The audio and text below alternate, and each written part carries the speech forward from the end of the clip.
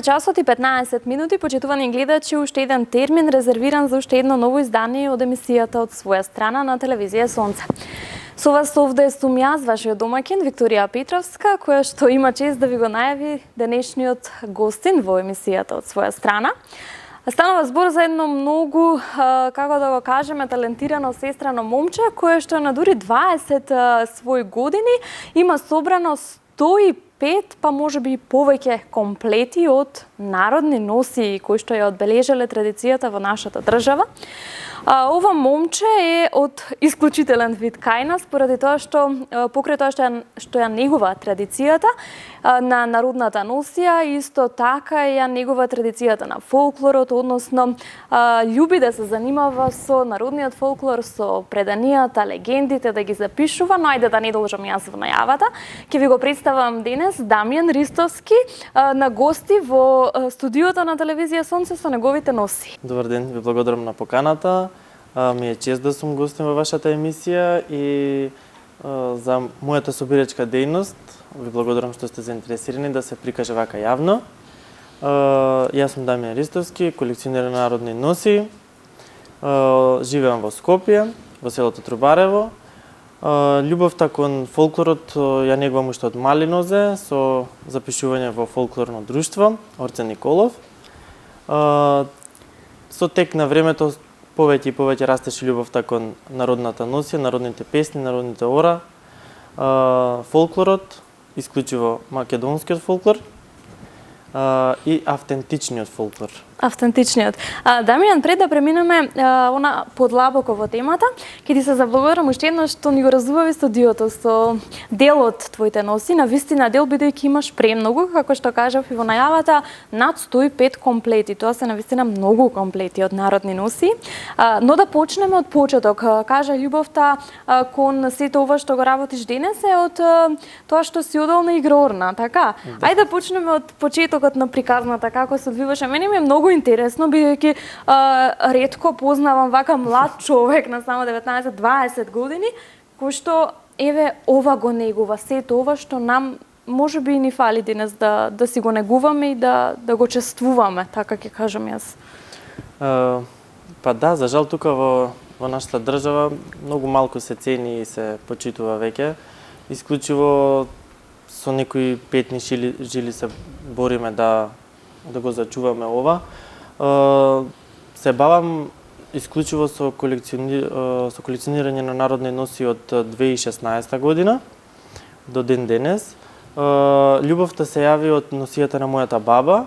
Таа имала сачувано од незината мајка и после колку тоа е интересно и убаво да се чуе. Да, пренесува на мене да јас да ја пренесам подоцна на моите деци и на моите внуци, да се зачува еден спомен кој таа го зачувала од незината мајка, која за жал останала сирак на 5 години и само таа една невестинска носија останала во спомен да сведочи за незината мајка. Мојата баба е се уште жива и е горда дека успеав да ја сочувам незината носија, дури да добавам и доста други кои исто така се од нечиви мајки и баби што ги носеле на времето, значи што ги изработувале дури по еден месец. Некој дел жените го изработувале дури по половина година, додека денешно време можеме си да се дозволиме да си купиме. На тоа време немало толку да продават, исклучиво морале да насеат памук, па да го соберат, па да го исчистат, да го испредат, да сноват, па да ткаат, за да довлечат, например, ваква бела кошула. Овој од нива памук да го донесеш дома и да си направиш буквално цела кошула за да утре ја облечеш за венчавката. Цел процес. Да. Така, баба ти може би била она најголемата виновничка за тоа што ти денес еве си веќе длабоко навлезен или во сето ова, меѓутоа ти почнуваш и да го прошируваш на некој начин тој процес, односно покрај народните носи ти во книга успеваш да ги запишеш и многобројните легенди, преданија. Дали може би се сметаш за новиот Марко Цепенков? Па не се сметам, меѓутоа чекорам по неговите стапки. Мислам дека секој млад човек треба да има некоја пасија или нешто што ќе го води во животот, да создаде, така да сметам дека треба да се зачува македонскиот фолклор, бидејќи е пребогат, го нема на друго место И мислам дека на Балканот сме една од најбогатите држави што располагаме со фолклор и иако сме мала држава, имаме толку многу носи што секој крај, дури и во Скопско, има 3 различни носи ке македонците, значи имаме Скопска Блатска, Скопска Црна Гора, Скопски Каршијак, Скопски Дервен, дури 4 различни носи. Так, Дамјан, покрај тоа што го работиш сето ова, настрана си студент на Природно-математичкиот факултет овде во Скопје на етнологија и антропологија. Што се тоа значи, односно на која струка студираш, што изучуваш и мене ме интересира како тоа го поврзуваш со твоето хоби, односно дали сметаш дека твоето хоби еден ден можеби ќе стане и твоја професија? Па се надевам дека моето хоби и сметам дека е веќе професија? Веќе професија, да. Бидејќи студирам етнологија и антропологија, така да таму се изучуваат антрополошките и етнолошките цели на човекот. Ја повеќе сум ориентиран лично кон етнологијата и кон народните носи и песни и исклучиво кога одам на терени се бавам со истражувачка дејност, значи собирам народни песни, народни носи, меѓутоа не ги исклучувам народните ора, инструменти, доколку ми се укаже прилика дека информаторот е повеќе спремен да каже нешто за носијата или за песната, или да ми изигра некој оро, јас тотално не можам да го одбијам или да кажам не, ја исклучиво сум за носи дојден, така ќе го сослушам, значи ќе го снимам орото, ќе ја снимам песната, инструментот доколку го има дома, доколку свири, така да легенда, доколку знае стари јадења, доколку знаат како се прави. Значи се тоа тебе те интересира? Да, буквално се што било порано. Некогаш кога одам дури исклучиво им барам стари предмети, доколку имаат, например, делови од разбој или делови од покуќнина, делови од прибор за јадење, стари маси, троножни столчиња, дури онака се што некогаш го користеле во секојдневието и сметам дека денеска може да се користи како исто да се вклучи во секојдневниот начин на живење, доколку готвиме во тие стари садови. Мислам дека храната е многу повкусна отколку во денешните, исклучиво нели македонски традиционални јадења не може да се готват во нови садови. Така во не може би земјени. Да, во земјени, во глинени тави. Подвршник исклучиво го одам. Претпоставувам ти е полесно на факултет, бидејќи ти веќе имаш големо предзнаење. А и сега ме интересира колкава е заинтересираноста на младиот човек денес да изучува етнологија, колку студенти сте, дали има заинтересираност денес да се посвети еве време и секако труд да се изучува традицијата фактички наша? Па во оглед дека сме мала држава, сметам дека сме во доволен број. Дури меѓутоа студенти секогаш е малку, секогаш треба да има повеќе и повеќе. Со мене се запишаа 15 значи студенти, сега сме 9 останати, а тек сум втора година. Младите некако гледаат нешто што ќе имаат нели бенефит. Да бидат мотивирани. Да бидат мотивирани од нешто и повеќе се префрлуваат на гранки од кои што утре ќе земат плата, или секој тоа го сака. Да, и ќе екзистираат од тоа. Исклучиво факултет, да, јас имам презнање, меѓутоа има доста нови работи што јас не сум запознат, нели? Не е возможно со се. Да. И така да учам се, наградувам таму и затоа го запишав. Љубител сум на етнологијата, на фолклорот.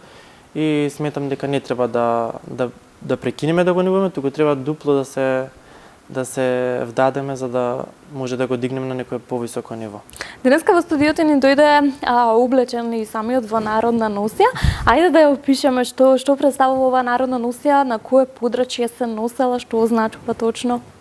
Па вака, ова е народна носија од Скопска Блатија, баш тука од градот Скопје и околните села, од Булачани, Раштак, Црешево и Виниче до Драчево, Зелениково и ваму на другата страна до селото Сарај. Во една прилика ќе кажеш дека ги имаш сите села помината во Скопска Црна Гора? Да, во Скопска Црна Гора 11 села, да, нема село кај што немам стапнат. Секој е чест.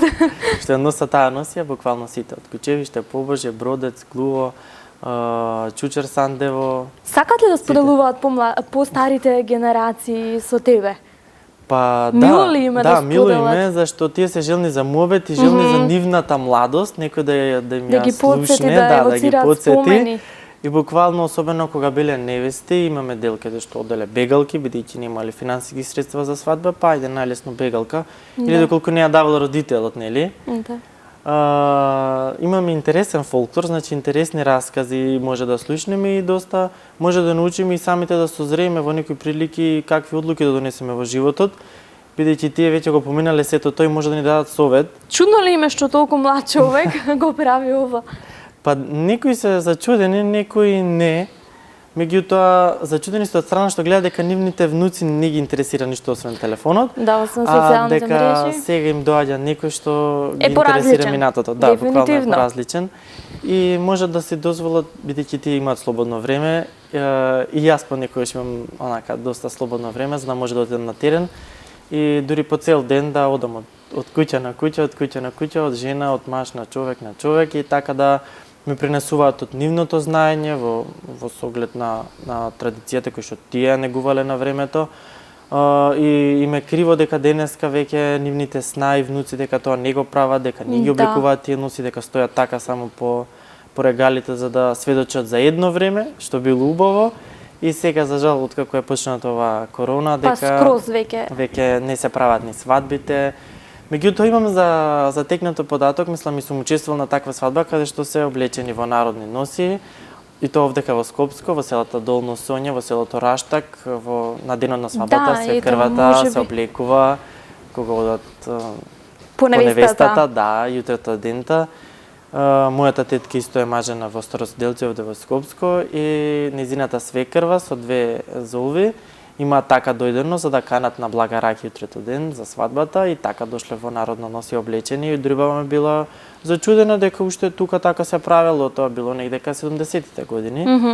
И меѓутоа ден денес значи се практикува, ги правиме свадбите со сите традиционални обичаи, нели, задржани се, почнуваат од четвртокот, со замесокот, со китење, кај младоженецот, кај невестата, сукаат баници, буквално се гледаме да го задржиме она некого што останало за да бидат свадбите и повесели и поубави. Сметам дека секој обичај има некое значење кое што треба да пренесе на младата двојка да имаат поцврст и посреќен брак, каде што денеска некако свадбите сите гледаат да ги прават на поелитни места. По модерен начин, можеби, да, изоставувајќи ги се почесто овие обичаите и песните, меѓутоа секоја песна е сврзана со некој обичај каде што и се посакува, значи благородие на новото семејство, значи сврзување на двајца млади, се посакува среќа во бракот, се посакуваат многу дечиња, така да сметам дека тоа треба да го зачуваме и да го задржиме и да се пеат тие песни, зашто нема ништо лошо во тие песни, буквално само се потенцира среќен живот на младите и нели да остарат заедно. Така, покрај оваа скопска носија, ти ни донесе уште неколку други видови на народни носи. Овде спомнавме дека ја имаме и мијачката носија. Ова е исклучиво цел комплет мијачка носија. Да, сите се мијачки. Ова е еден комплет од мијачка женска носија од селата Папрадишти Орешев Велешко. Аха. Тоа е мијачка оаза, населена со мијаци, православни исклучиво. Ова е носија од тие села, ова е носија од село Папрадиште. Женска носија со парички, така? Да, ова е женска невестинска носија, без оние сребрени елементи. Имам донесено ова е носела невестата на свадбата. Да, ова е невестинска носија. Така. Невестинска кошула со сребрени пари, ева и во предниот дел е богато извезена, наградниот дел, доле исто така, на околниот дел. И сега кој ги везел овие носи? Имало посебни жени што тие ги везеле? Па секоја жена си ја правила својата носија. Секоја си ја правила својата, леко како тоа имало терзи, како што е овој клашеник овдека. Ова жените не го изработуваат, тие изработуваат само оваа клашна, тоест волнениот материјал, ова, а ова се на рака го шие терзија. Така. Како што сум јас. Така. Да. Се ова го прави човек на рака. Тој ги крои елементите. Овие се предните, ова се клиновите од страна на клашеникот, ова се вика клашеник инаку целото. И различни има типови на клашеници, невестински, има за стара жена, за мало дете, за девојка и по социјалниот статус се определува која ќе го носи. Која ќе го носи. Да. Таму имам и марама. Таму има марама или крпа со гранки, таа се носи на појасот. да дава Аха. по елегантност. Аха. Ова е скутината и скутината лично си ја прават жените, си ја ткаат дома на разбој. Таа е правена во една дипла, вака е ткаена исцела и после само се превртува, се Значи, ако шијат си ја рачките направиш и... носијата, ќе бидеш невеста. Да, ако си ја па, тогаш сите правеле, меѓутоа чувале значи овци, саделе памук, имале волна и таа волна морале да ја искористат за нешто. И тоа им било секојдневие, исклучиво пределе сега зимно време, се собирале по седенки, си пееле песни, си пределе и си правеле вака. Добро, од правеле кога облеката. почна овој процес на собирање? Имаш веќе над 100 комплети. Како започна, како оди, предизвикли тие да ги собираш сите овие носи, колку е тежок тој процес, можеби со какви пречки се соочуваш? Па колекционерството воедно, секој колекционерство те веќе кога ќе почнеш Нема застој. Нема прекин, се повеќе и повеќе те навлекува. Јас почнав во 2016 година од страната на мојата мајка, од другата баба, си донесов од таа од Паланечко, цело Ранковце. Од таму донесов народни носи, од незе, она кога била девојка, и од незината свекрва, од незината мајка, значи од моите прабаби.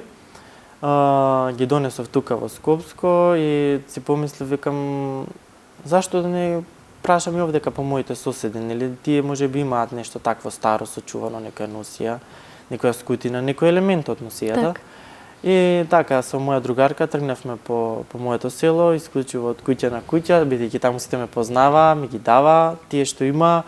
Меѓутоа доста и добар дел зачува, значи ако има некој има по повеќе, по 5-6 комплети, и на пример ќе ми даде еден комплет, меѓутоа другите си ги чуваат за нивни внуци, за нив. Некои бидејќи се венчални, тој им се венчални носи, каде што во Не ги црква се даваат. венчални, да, не ги даваат.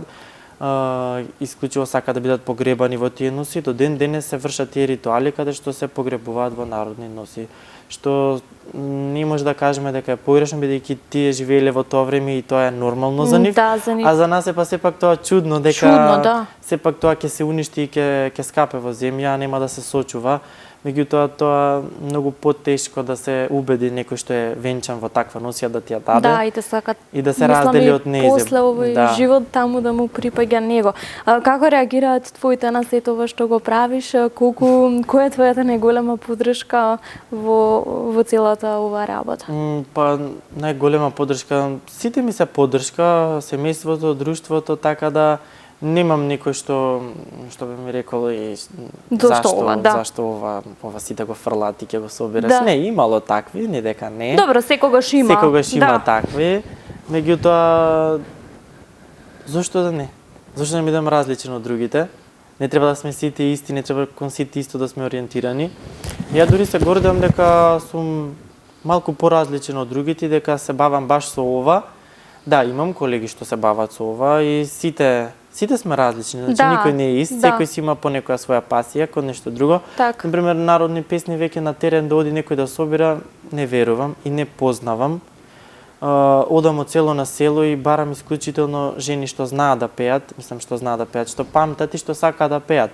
Бидејќи тие веќе имаат некој што ме почнат и жалат во жалост и не можат да пеат, некогаш и само текст ќе ми изрецитираат. Меѓутоа јас се трудам што е возможно, бидејќи тоа е духовна култура и таа се пренесува усно со пеење, а носијата е материјална култура што таа може да остане од кога ќе почне човекот. Так. Меѓутоа песната не може да остане, обичајот не може да остане од кога ќе почне некој што го знаел тој обичај. Беењето, јадењето, буквално се традициите, легендите, расказите, тие умираат со една личност.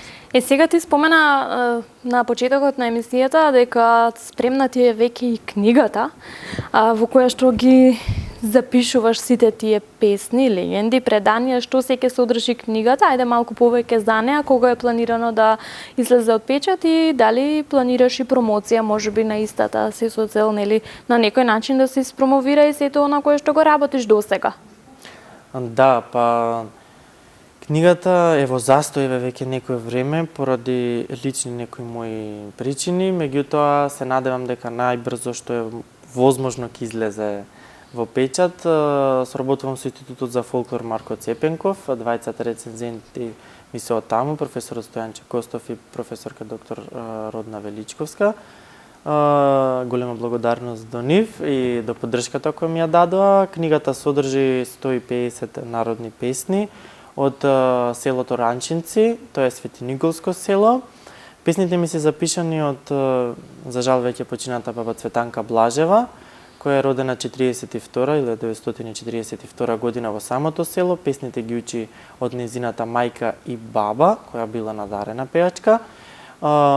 Песните ги за среќа се ги пеела до ден денес, додека не се сретнавме 2017 година, каде што почна нашата дружба и каде што почна запишувањето на народните песни и не само песни, иако во книгата се офатени најголем дел народните песни, бидејќи таа преубаво пееше и знаеше да ги донесе онака во нивниот автентичен облик.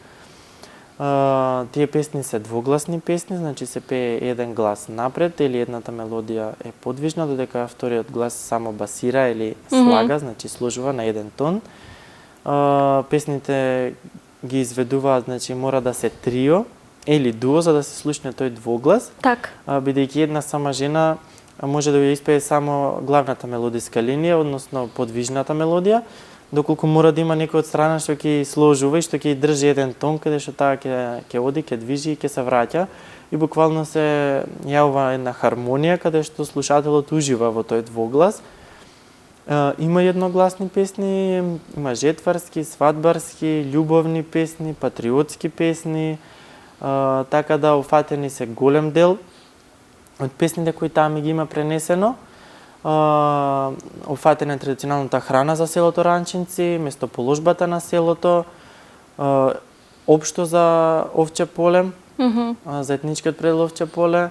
Тука е офатена и народната носија, ората кои се играле по соборите, главните селски слави кои што се празнувале. Таму за тоа исклучиво за селото Ранчинци, да. Исклучиво за самото село. За самото село. Да, бидејќи песните се од самото село. Така, книгата ќе биде претпоставам за тоа село. Книгата ќе биде посветена на незе и за животот додека таа живеела во тоа село, значи до незините 24 години откако се Значи ти омажила. ќе треба многу книги така да издадеш за да опфатиш село на кое што го собираш и село на кое што го имаш. Колку ти трпи социјалниот живот за сметка на ова?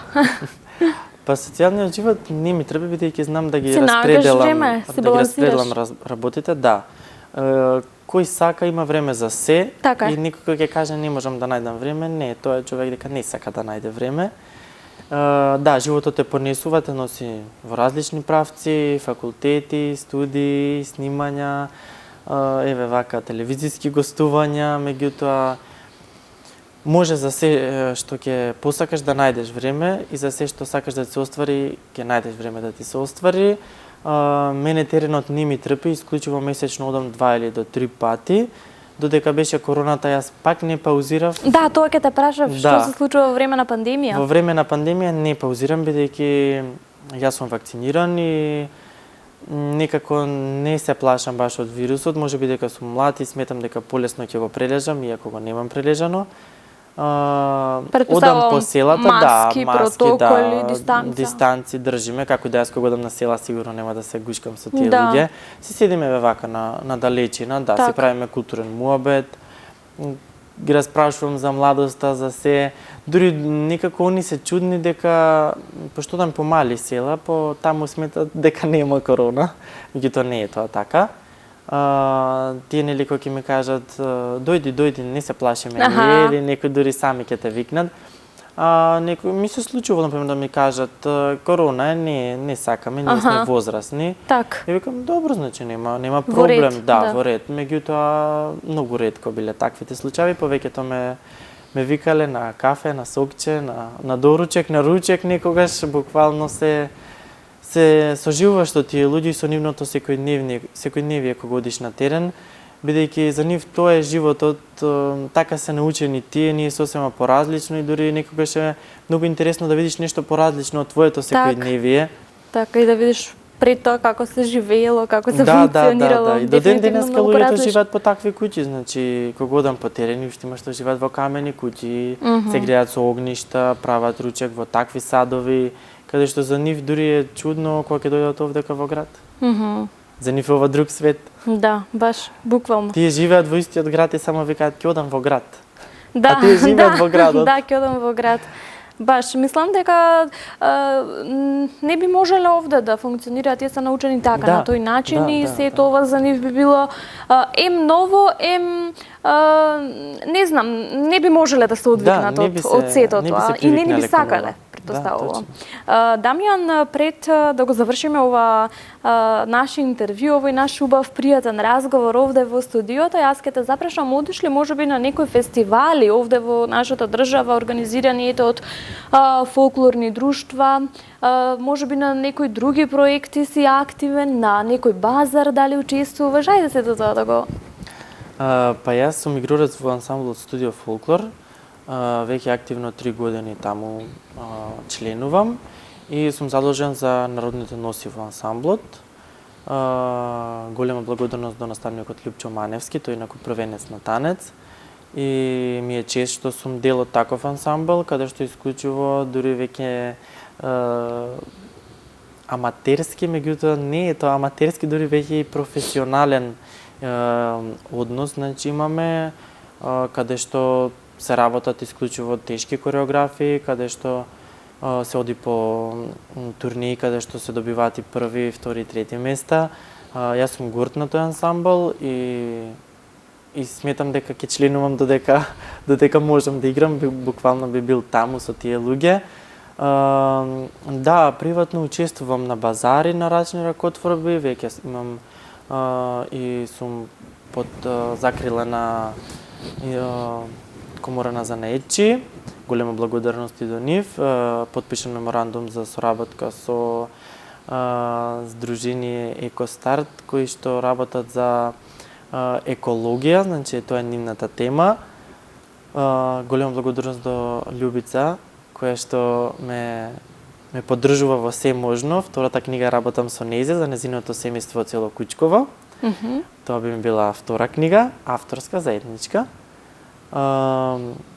На реви имам учествувано во општина Газибаба, на ревија во селото Црешево. 2016 година, вака активно на летово не бев тука и не успеав да учествувам. Бев на работа во Германија, во странство и не успеав баш да се ангажирам многу по фестиваливе. Меѓутоа, да, одам ги посетувам и исклучиво секоја година одам на Илинденски денови во Битола за семинар за традиционални ора, песни и инструменти, каде што доваѓаат од целиот свет семинаристи и учествуваат на Илинденските денови кои трае 10 дена.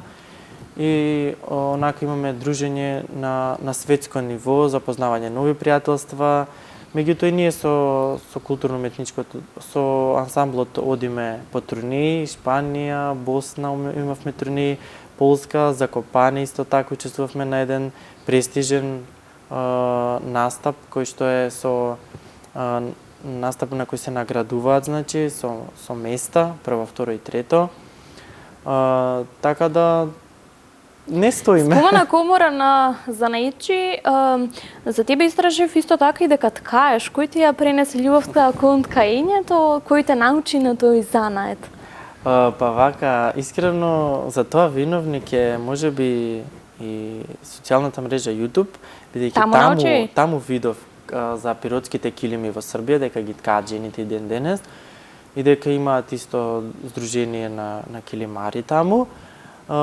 Тука немаме такво нешто и ние нели на времето имало килимари по нашите градови, например во Кратово, и исклучиво жени работеле, значи таму, не дека не и мажи, меѓутоа во главном жените ги изработувале тие килими.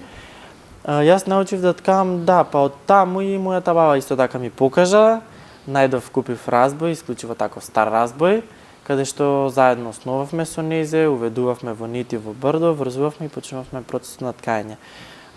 Имам држано и курс по ткање на две жени, кои што отворија локал позади универзална сала, имаат разбој внатре и ткаат шалчиња и капи, и материјали со кои што може да се користат и во ова модерно време. Така.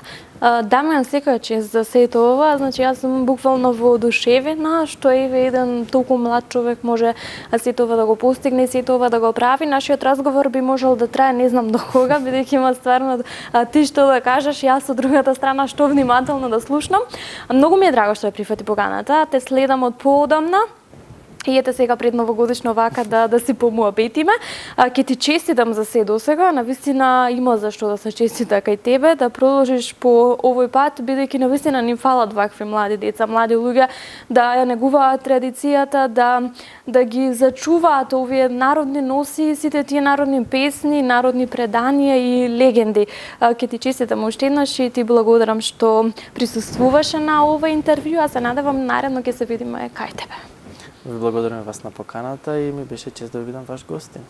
Почитувани гледачи, тоа беше 20-годишното момче Дамјан Ристевски од Скопје, кој што навистина еден одличен пример за сите нас, како за помладата генерација, така и за нас останатите, кои што навистина треба да се потрудиме, барем дел од она што тој го прави, да зачуваме, односно да ја негуваме нашата македонска традиција, бидејќи навистина има што да се види и да се научи од него. Се надевам дека со ова инспиративно интервју успеавме уште еднаш да ви го задржиме вашето внимание. Ние ќе се видиме наредната среда во истиот термин. До тогаш останува да ве поздравам вам, моите пријатели од бутик Мај Мода и мојата шминкерка Самра и Мери. Се гледаме за една седмица.